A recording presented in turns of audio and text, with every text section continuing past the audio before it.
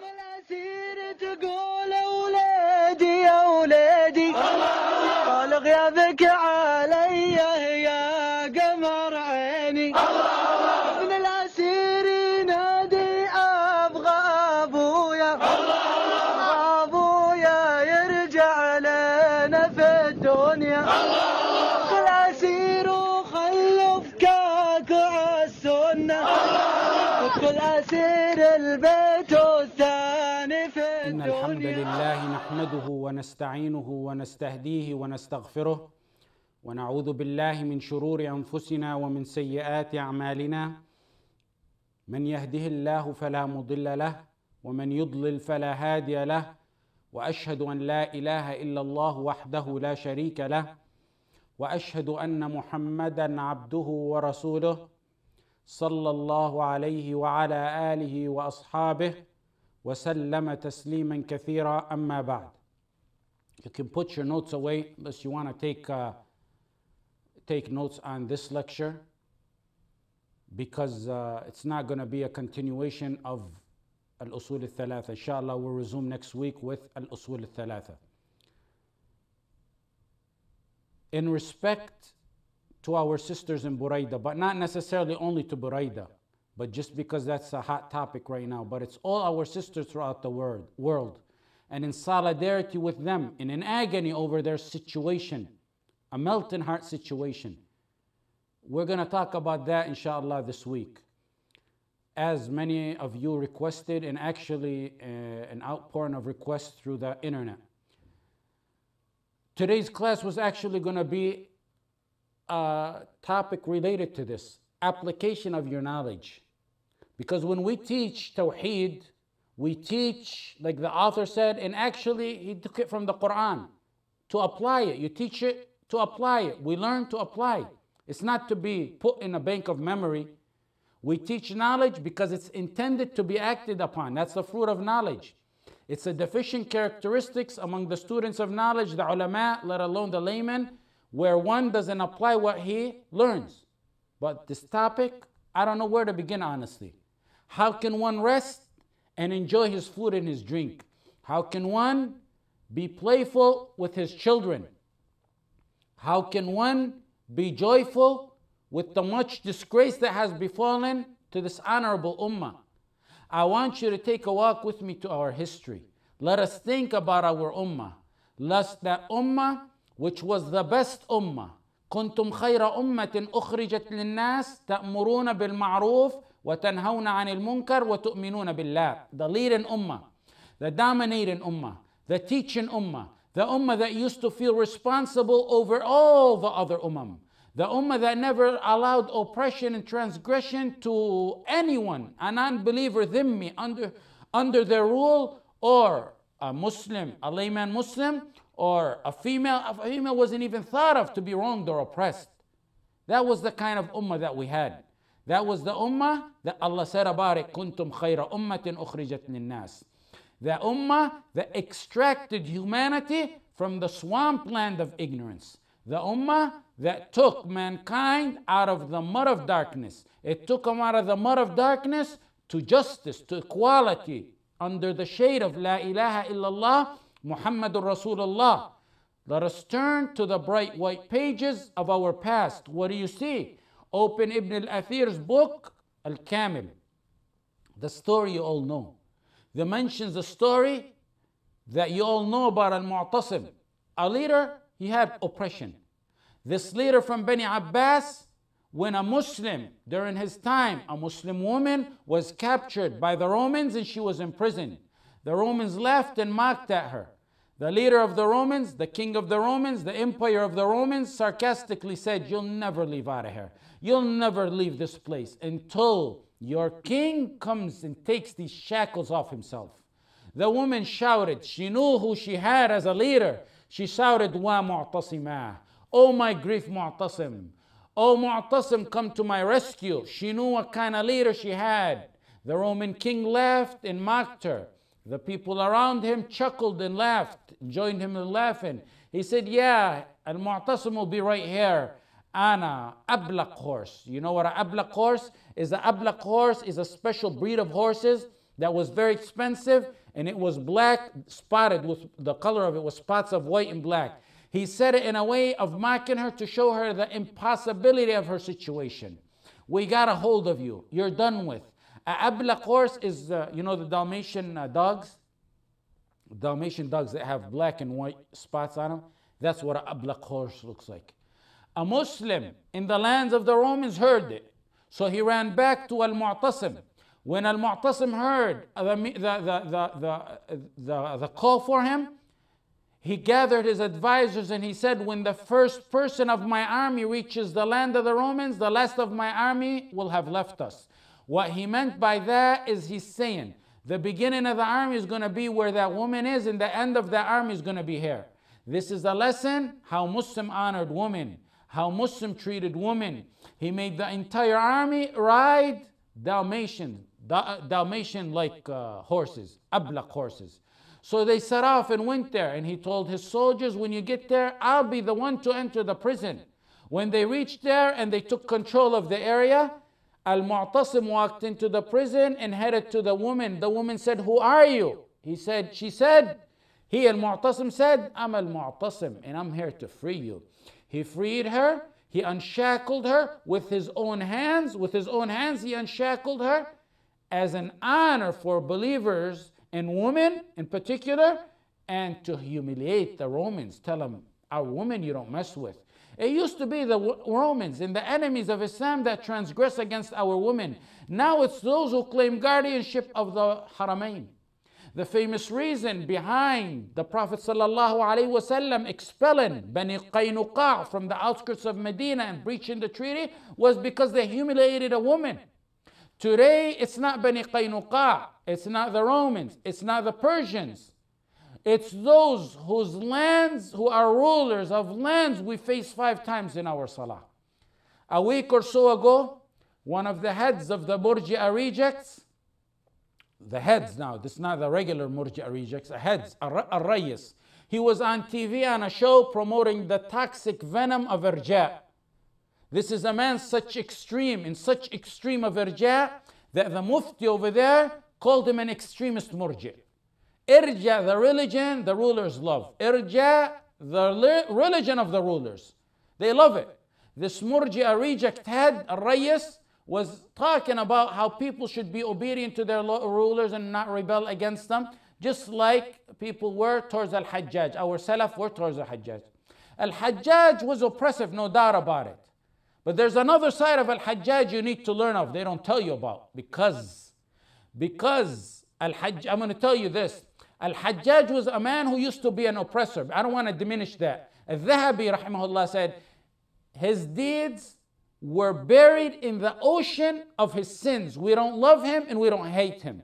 Ibn Kathir, rahimahullah, said, after mentioning a glimpse of his oppression that no one can deny, he said he was a man of chivalry and magnanimity. Why? Why, Ibn Kathir, would you say he's a man of chivalry and magnanimity after you were talking about his oppression?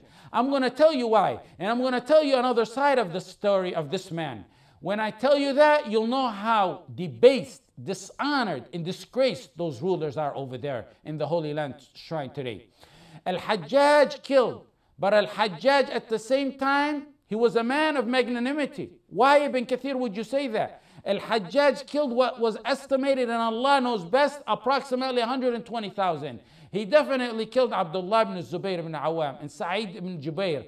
Al-Hajjaj was so oppressive that he gave an oath one time that he would kill Ibn Mas'ud. Had not Ibn Mas'ud not died before he reached him, he would have killed him. A Sahabi of the Prophet Muhammad sallallahu alaihi wasallam. This tyrant killed and oppressed. He had a dark history, but did you know that he used to run away from harming a woman? Ghazala was a woman who used to challenge and dare him and disrespect him. He killed people who never even disrespected him. He killed people who never did nothing to him.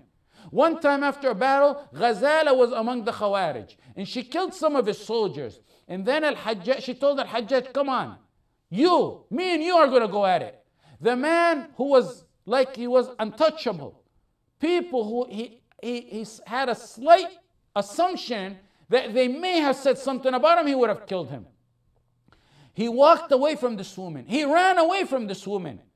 That's why Umran ibn Qahtan, a famous poet, used to mock al-Hajjaj with that stance that he took. He said in his famous poem, أسد علي وفي الحروب نعامة فتخاء تنفر من صفير الصافرين. A lion on us and an ostrich in the wars, an ostrich that runs from the whistle when someone whistles. That was because he walked away from a big battle. But then he says, هلا برست إلى غزالة في الوغى بل كان قلبك في جناحي طائري. Why don't you stand up to Ghazala? Why don't you stand up to that woman Ghazala? Did you have the heart of a bird when she dared you? Like a bird. When you get close to a bird, the bird flies away. Why'd you fly and run away from that woman? Al-Hajjaj was an oppressor. He killed and oppressed at a slight accusation, sometimes with no accusation. But women were a red zone. You don't mess with them. He would kill and oppress men. Women are our honor. You don't mess with them. In 440, Al-Bayruni, who died 440 years after the hijrah of the Prophet Muhammad sallallahu alaihi wasallam, in his book Al-Jamahir fi Ma'rifat Al-Jawahir, and also Yaqut Al-Hamawi in his book Mu'jam Al-Buldan, when he talks under the town of Wasit, they mention Al-Hajjaj in another story that happened to Hajjaj to show you how he was towards women. Abdul Wahhab Al-Thaqafi, when they used to mention Al-Hajjaj in negative matters, our oppression and what he did, he used to get mad and tell them, be quiet. He used to tell them Al-Hajjaj was a man when a woman in India was taken as a concubine, a Muslim woman. Al-Hajjaj was in Baghdad in Iraq. When a woman was taken as a concubine in India, Al-Hajjaj set forth. He heard that the woman called Al-Hajjaj, oh Hajjaj, rescue me. Hajjaj said, Labbaiki ukhtahu labbaiki. I'm at your command, sister, I'm at your command. Al-Hajjaj exerted all his effort and spent 7 million dirham to reach India and rescue this woman. What happened? What happened that now we live in such shame? Al-Ma'mun, the brother of Al-Mu'tasim. This is Al-Mu'tasim. Then you got Al-Hajjaj. Then you have what the Prophet ﷺ did with Bani Qaynuqa. Al-Ma'mun, in the book Muruj al-Dhahab, Al-Mas'udi mentions the story. And you also read it in Al-Baladhiri. Al-Baladhiri, who lived during the time of Al-Ma'mun. His book, Fath al-Buldan, he mentions the story. When a woman called Mu'tasim, a group of women came to him and said, oh uncle, we're in a situation. They were in some situation where someone was transgressing against them. He said, لا خوف عليكم إن شاء الله خذلني الله إن خذلتكم. May Allah let me down. Don't be afraid. May Allah let me down if I let you down. Our women were our honor and still are our honor and our pride. They're untouchable. Our beloved Muhammad sallallahu alaihi wasallam died telling men in control of women to take care of them. He died uttering those words right before his final prayers and supplications. He told the husband who has full authority, almost full authority, after the authority of Allah over women. Imagine a guard or a bum or bums who rule a country with their iron fist. Women are a red zone. Everyone knows not to mess with them. Now look more at the history. Our bright white history taught us our women are inviolable. You gotta know that. You gotta understand that. Our sisters were calling wa mu'tasimah in Buraida. When this matter went on and the buses came in and the vicious guards took out their batons and clubs and they sealed off the area, our sisters were calling similar to that which called wa mu'tasimah. Our sisters were shouting on Twitter.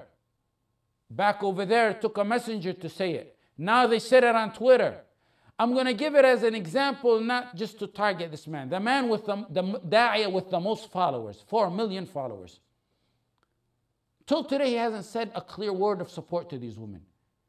The women are calling, oh men, oh dua, oh Muslims, all over the world, oh Muslims in our country. The number one da'iyah with the most followers, 4 million followers, and I'm not targeting him. The second one after him isn't any better than he is. The flip-flopper with 4 million followers is tweeting at that same moment about a 14,000 riyal bill he had to pay. لقد أسمعت لو ناديت حيا ولكن لا حياة لمن. Alhamdulillah, we have Twitter. ولكن لا حياة لمن تنادي ولو أن نارا نفخت بها أضاءت ولكن أنت تنفخ في روادي. Sisters, if you blow to make a fire expand, you blow good. That's good. The fire will expand. But you're blowing in ashes. Save your breath. It is those who are claiming guardianship of Islam that are doing this. Why blame a wolf for attacking your sheep when the Bedouin is against his own sheep? لا يلام الذئب في عدوانه إذا كان الراعي عدو الغنم. History has documented one of the lowest points in the Muslim world ever in 617, when a woman from the Tatar would tell a Muslim, put your head on this rock, let me go get another rock and crush your skull. He had such a defeatist mentality that he would sit and lay there and wait for the other rock, not even attempting to run away. Defeatist mentality, one of the lowest points of Islam. That was in 617 years after the Hijrah. Now, 1434 after the Hijrah of the Prophet ﷺ is another low point. More so, February 2013. When women, children, and infants get taken and beaten and attacked and imprisoned by supposed Muslim and dua, and the Muslim and dua are in a status of sleep like that of the people of the Kahf. Where's the dua till today? Where's the ulama? Where's that? If Bashar was to do that, that man of 4 million, and I'm saying him as an example, and there's all the rest are like him, most of the rest, illa man rahimallah. If that man, if it was Bashar, he'd be on Twitter like he did before and saying, who's going to send me quotes so I can deliver a stunning speech against Bashar? Yeah. Who's going to tweet me quotes and send me links so I can deliver a stunning speech about it? What about your leaders over there? What about your crocodile tears are for the women of Syria, allegedly, if they were sincere? What about the woman about a few miles from your house? He called Bashar a dog on the pulpit. Kilab, what about your leaders? Your leaders, kilabun lil ajanibihum walakin ala abna'i jaldatihim asud. Your leaders are nothing but dogs to the enemies and foreigners, but vicious lions on our sisters. This is how has become of this ummah. This is how our ummah lost its leadership in domination of ruling by justice. A ummah that has become a raven to every single deceitful miscreant. That was our ummah. That is the present status of our ummah.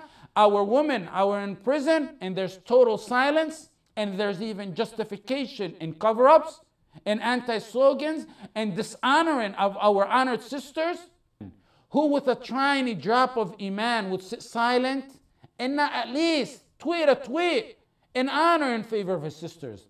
Everywhere you look, there's a sea of blood and oppression. Nearly in every part, our towns and countries have become a destroyed platform. The main concern today has become trade, wealth, fame, and followers. A group of them is selling religion publicly.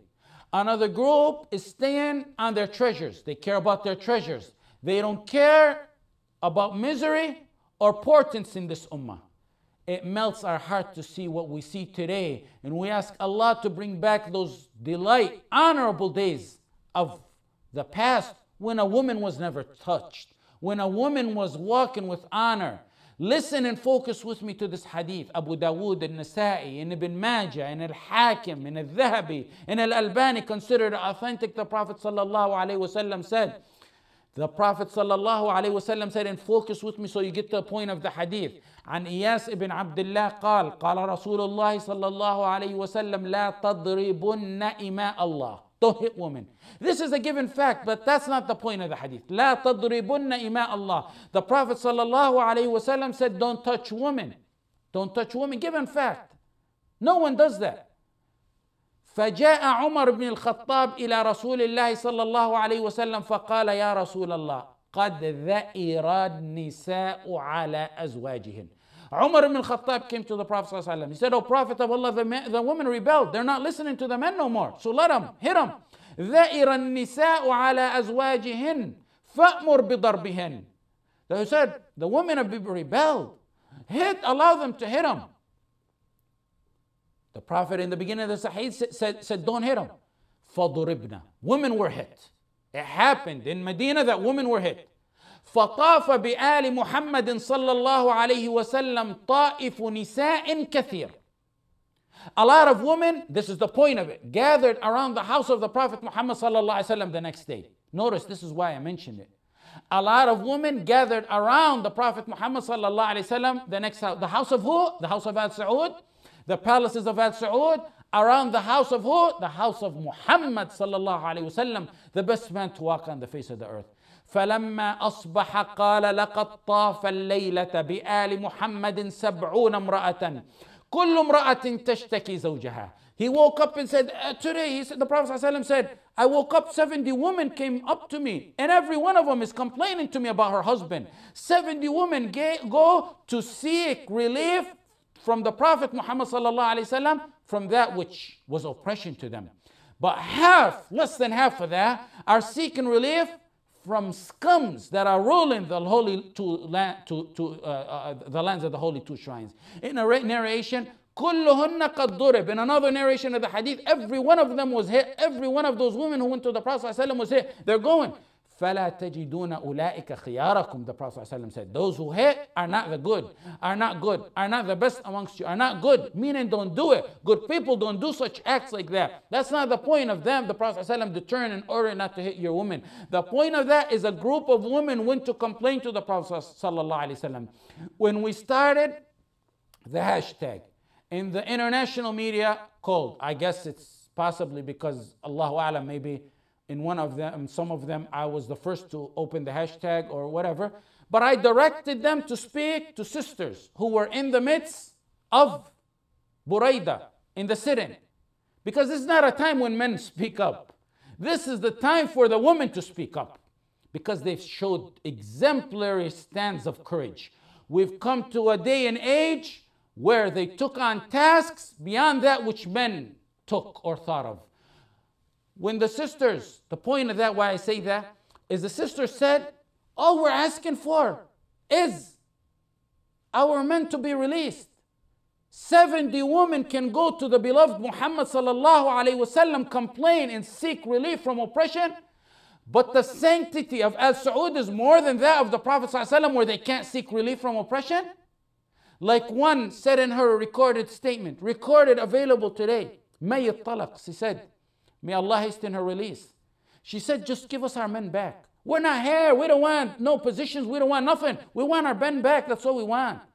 Does the sanctity of Al Saud supersede that of the Prophet Muhammad sallallahu alaihi wasallam?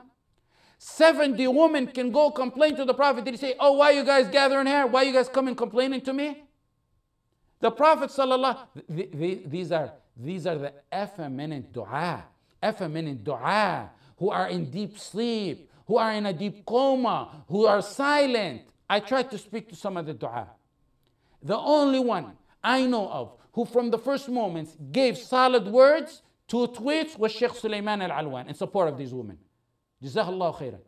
One of them said to me, I got to think about it. Think about what? We're not asking you send the army, the beginning over there and the end is over there where your house is at, where your palace is at. We're asking you to send 1 tweet. That's all we're asking you.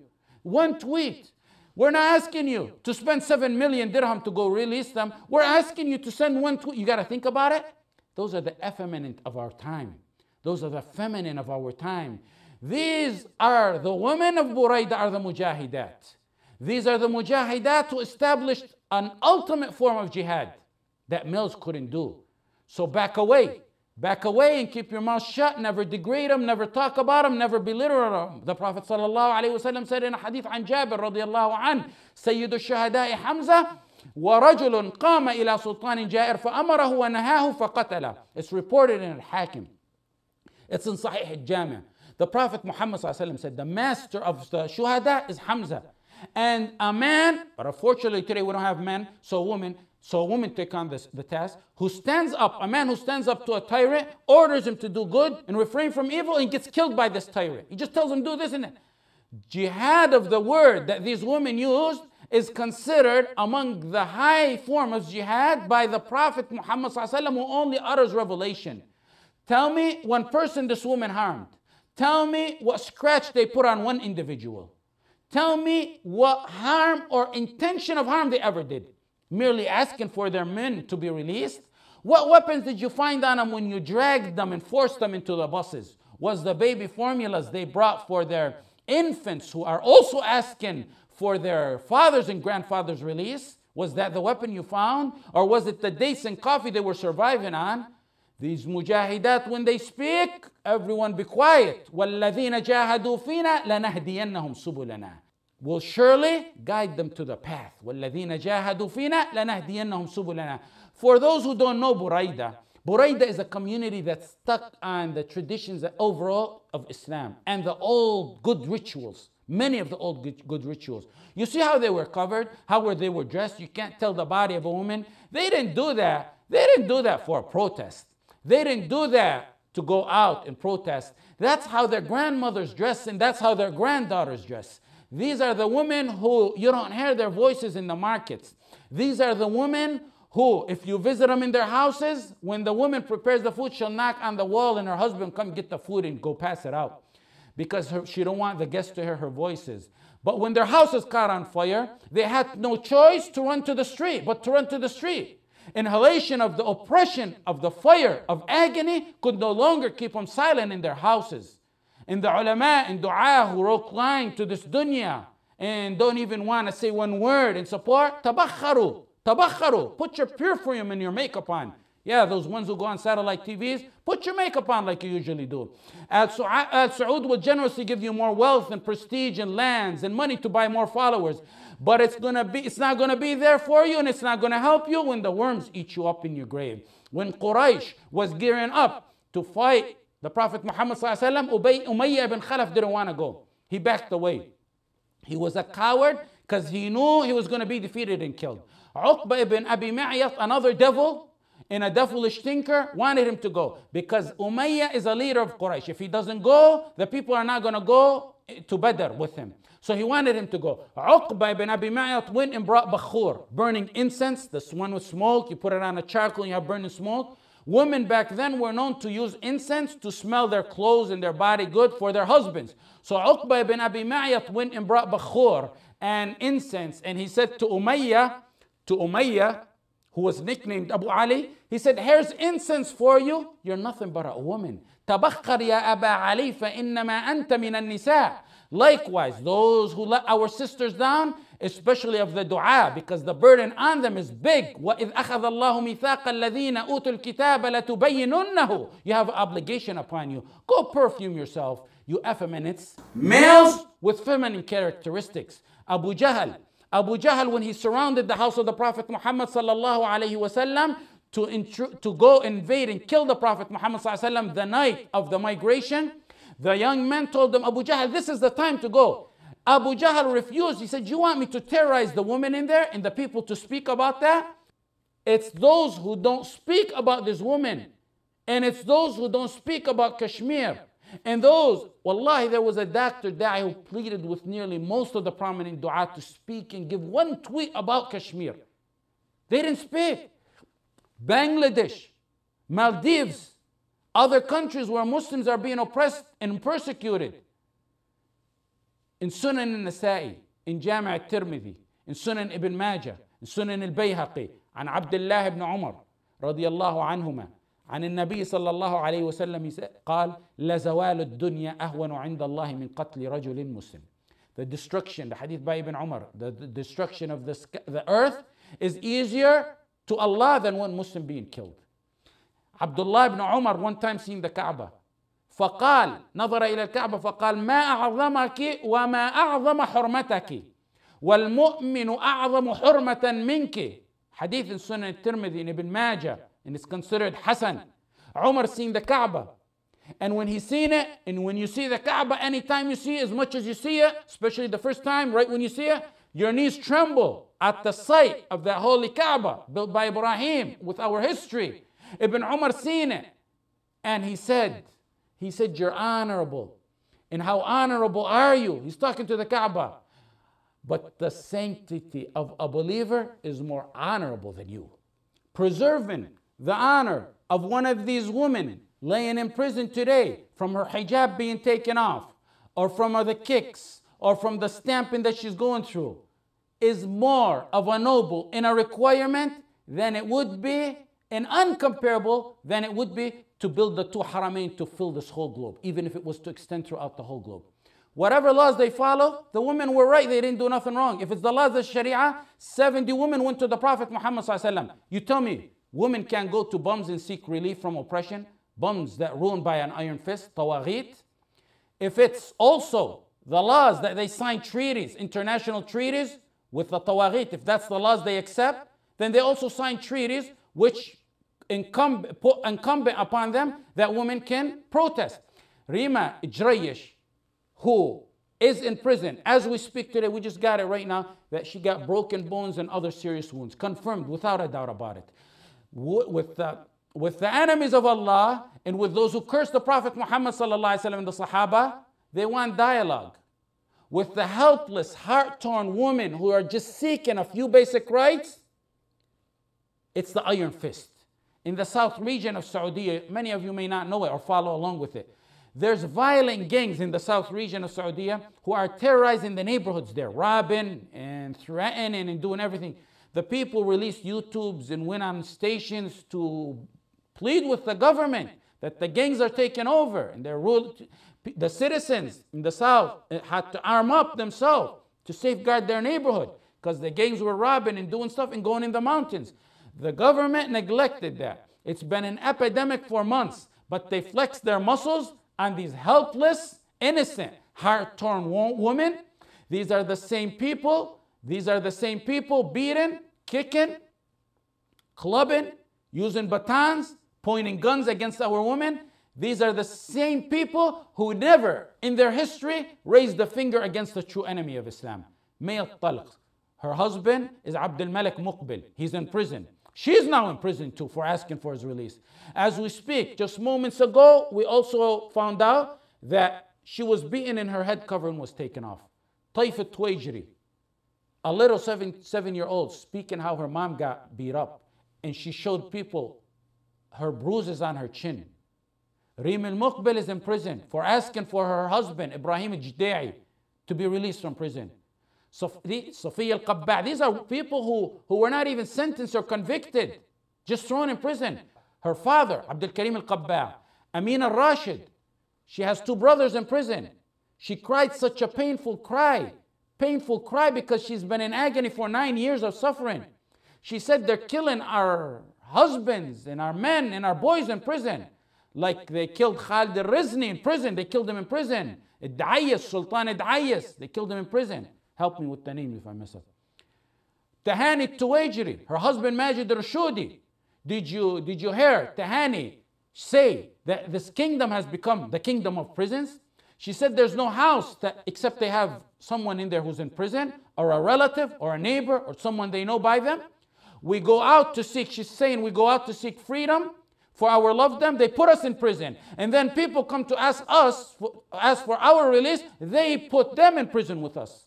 Lu'la Khayyid, she has a husband and a son in prison. Many of these we're talking about never got charged or went to trial or convicted. Fahd Rashudi and Majd Rashudi. Tahani Ruzni, she has 2 brothers in prison. Falih, one is Falih, and the other is Khalid. Khalid got killed in prison. Wurud Rashudi, killed under torture and duress. Wurud Rashudi, she had 4 brothers in prison. You see who we're talking about? You see the situation in the epidemic? Badriya al-Munawir, her husband and 3 kids are in prison. Did you hear her cry? How weak she was and how she no longer can take it? A heart-melting cry. Did you hear them cry? Did you hear them weep? Did you cry and weep to their crying and weeping? Were you moved by that? That's how you check your iman. Why didn't they go to the appropriate channels, the bums say?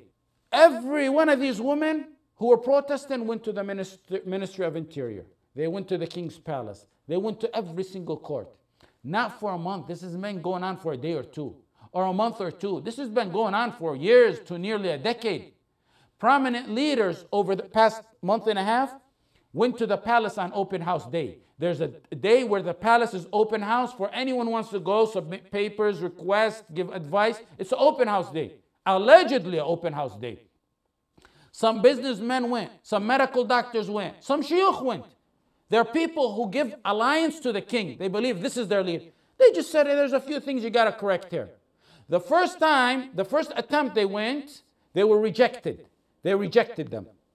The second attempt, they left them in the streets and they didn't let them entry, denied them entry with disrespect. The second time they went, they took a lot of them to prison, and amongst them was a 95-year-old man. Why? These are guys who pledge allegiance to you and think that you're the king and the leader, and they give loyalty, a level of loyalty to you. They just wanted to advise you. So you're asking why these women didn't go, even though they did go and they attempted to go. What do they want? All they're seeking is release of their prisoners, their male prisoners. Why don't you, if you got anything against them, why don't you charge them? Why don't you convict them? Why don't you bring them to a public trial with no charges, no trials, and you say, why are these protesting? Where, in what law, in what sharia does that happen? Mayat talq. She said, we don't want positions from you. We don't want nothing. We don't want wealth. We just want our male family members. Are these Khawarij? Is this a characteristic of Khawarij? Has anyone who really studied Khawarij and Aqidah, is this a characteristic? Men who are seeking their men to be released, is that Khawarij? They resorted to this after all the means were closed before them. No one supported them. Some of them have imprisoned family members with deteriorating health. Some family members are on their deathbed dying because their medicine is not there. Medicine, essential medicine is not there. And like I said, some of them have already died in prison. Some have court orders to be released. Rim al-Muqbil, she said the guards pulled the weapons on them. They pulled the weapons on them. In Hadith Muslim, the Prophet Muhammad sallallahu alayhi wasallam said, the Prophet sallallahu alayhi wasallam said, من أشار إلى أخيه بحديدة فإن الملائكة تلعنه حتى ينزع وإن كان أخاه لأبيه وأمه. Whoever points a metal to his brother, a metal, not a gun, a metal to his brother, a piece of metal, not a sharp metal, he didn't say a knife, metal to his brother, the angels will curse him until he puts it down, even if it's his mother and father. Some said even joking. Rim al-Muqbil told the guard, and I say, may Allah curse those who the angels curse. Rim al-Muqbil, why can't I curse when the angels say curse? Rim al-Muqbil told the guard, go ahead, pull the trigger. You point the gun on me, pull the trigger. Who says that but a woman who's beyond and way past the heartbroken stage? The underground is more beloved to her than living. Pull the trigger, shoot us, she's telling them. We got nothing to lose. They're beyond the stage of that's heartbroken. Conditions in prison, you want to know their conditions in prison? Let me tell you their conditions. Let me tell you what your sisters are suffering right now. Do you know what they do to them in their prisons? The twistings of the hands. The goon squads enter. You know the goon squads? Look up what the goon squads are. They're people who gear up fully and enter their cells with clubs, with batons, to fight who? Helpless, weak woman. Is that the Sharia of Allah and the Prophet Muhammad sallallahu alaihi wasallam? Goon squads, who the true enemies of Allah, never seen but compassion and love from these goon squads. Because no one who fears Allah would do something like that.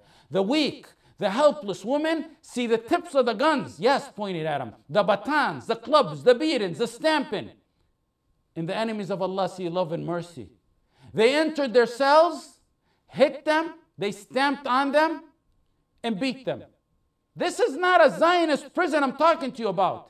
This is not a Alawi Bashar prison I'm talking about. This is a Al Saud prison. Amin al-Rashid said we weren't doing anything. We were looking out of the window. And suddenly the goon squad storms into our cells. Terrorism in their cells. That's the terrorist right there if you want to know a terrorist. The Prophet Muhammad sallallahu alaihi wasallam told the Sahaba, loosen the shackles. The Prophet sallallahu alaihi wasallam said, feed them that which you eat. The Prophet ﷺ said, bring them clothes. You know he's talking about? The Prophet was talking about prisoners who fell in the hands of the Muslim. Just a few moments ago, they came to eliminate Islam and kill the Prophet Muhammad ﷺ. He said, make sure they're fed good. Make sure they're at peace. Eat, feed, good. Loosen the shackles. They separated the women from the kids. They separated the women, the kids. Mothers listening? No. What kind of torture that is? Is there anything worse than that? يا رب أم وطفل حيل بينهما كما تفرق أرواح وأبدان. Some of the women said that separating a heart from a soul is easy, separating the soul from a body is easier than separating a mother from her daughter. Some said we want lawyers. Some said we want lawyers. You want to interrogate us? We want lawyer. But you think insubordinate anarchists of Al Saud no law, no lawyers? One of the richest nations can't afford to give the prisoners carpets. When they begged and pleaded and pleaded and pleaded, they brought them a small piece of carpet, not even enough for all of them, 26 women in one cell. They can't give them a carpet to sleep on. Ceramic tile is what they lay their blessed heads on. When you go to sleep, when you're comforted in your lofty mattresses tonight, think of your sister and make dua. Make dua in the 1/3 end of the night. Make dua on the oppressor and make dua for the weak. Wallahi, I remember days my father and I were on cement or ceramic, laying and sleeping in prison. When I remember those days, just remember those days, I have a cold pain in my stomach like I used to have when I was in prison. Wallahi. And I'm just imagining what these sisters are going through. Your sisters don't get no food until they beg. How do you know this, Ahmad? How do you know this? The daughters of Safiya said it. They spoke, and when they speak, today the men gotta listen. The men before the women, be quiet and listen. The daughters of Safiya spoke. The male guards dragged one of the oldest women of them on the floor. Does an old woman ever get dragged? Let me keep reminding you, this is not a Zionist prison. This is the prison in the Haramain, a land where we face 5 times, where we're supposed to seek refuge if we're oppressed in that country. Many of our sisters are monitored 24 hours with men looking over them 24 hours a day. The women of Buraida don't approve of that. The women of Qasim don't approve of that. Men doing prison count. You don't have women to do your prison count. Men walking in and out constantly. They're beaten. Their mothers separated from their kids. Your sisters beg the guards for mercy. Your sisters beg the guards for mercy. Some sisters describe their sisters as shouting because they were in other cells. They hear their sisters shouting. Mothers pleading to be united with their daughters. They're begging to be united and screaming to be reunited with their kids and daughters. When they forcefully take kids, they toss them like a piece of rag. One said, Wallahi, they did that. They toss them like a piece of rag. They take them from the mom and toss them like a rag. Women are dragged by their feet throughout the prison hallways. Hijabs entirely taken off. The abaya, the head covering, taken off in front of male guards, and then searched in the most demeaning, violating way. Did you hear Wurud Dirshudi cry the heart, aching cry? Most painful cry, one of the most painful cries you hear? Imagine them taking her abaya and her clothes and her hijab off. Hasbunallah wa ni'mal wakeel. Have you heard the tales of slamming the women against the walls and throwing some into their cell? Did you hear the guards mocking and taunting your sisters and belittling your sisters? Every one of these that I'm saying is factual. Umar used to be worried about a sheep stumbling in Damascus. Umar was in Medina worried about a sheep stumbling in Damascus that Allah is going to ask him, why didn't you pave the road for it?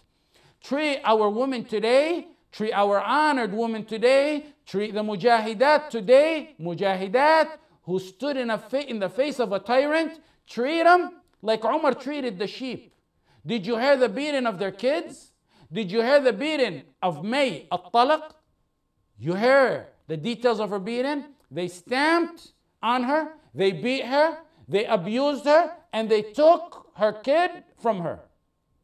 Then the guards mock her and ridicule her. And they tell her, you're all alone. You're all alone.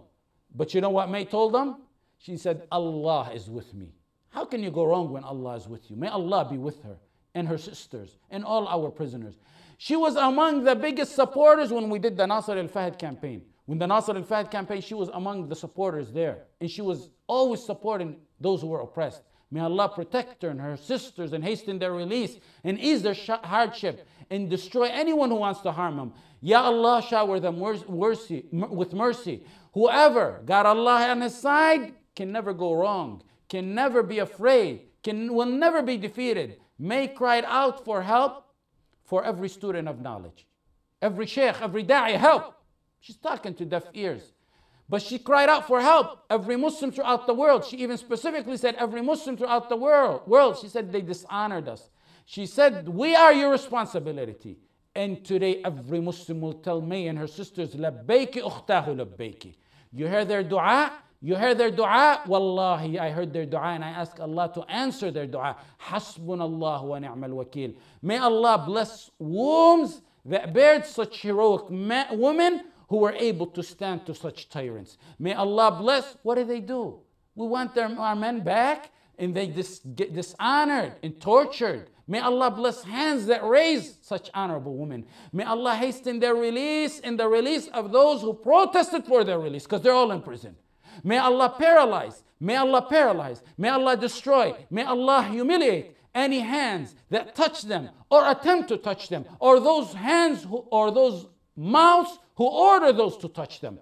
حتى إذا استيأس الرسل وظنوا أنهم قد كذبوا جاءهم نصرنا فنجي من نشاء. When the messengers give up, when it's the darkest of the darkest times, when it's the darkest of the darkest time, it's the wisdom of Allah that at the darkest time the suffering comes to an end and victory comes. Why? Because Allah wants you to enjoy. Allah wants you to enjoy the taste of victory. How can you enjoy the taste of victory if it comes to you like a piece of cake? If it comes to you on a gold platter? How can you enjoy it? Allah wants you, and I ask Allah, وَيَقُولُونَ مَتَاهُ قُلْ عَسَىٰ أَن يَكُونَ قَرِيبًا. May it be near. May Allah ease their hardship. وصلى الله على سيدنا محمد وعلى آله وصحبه وسلم.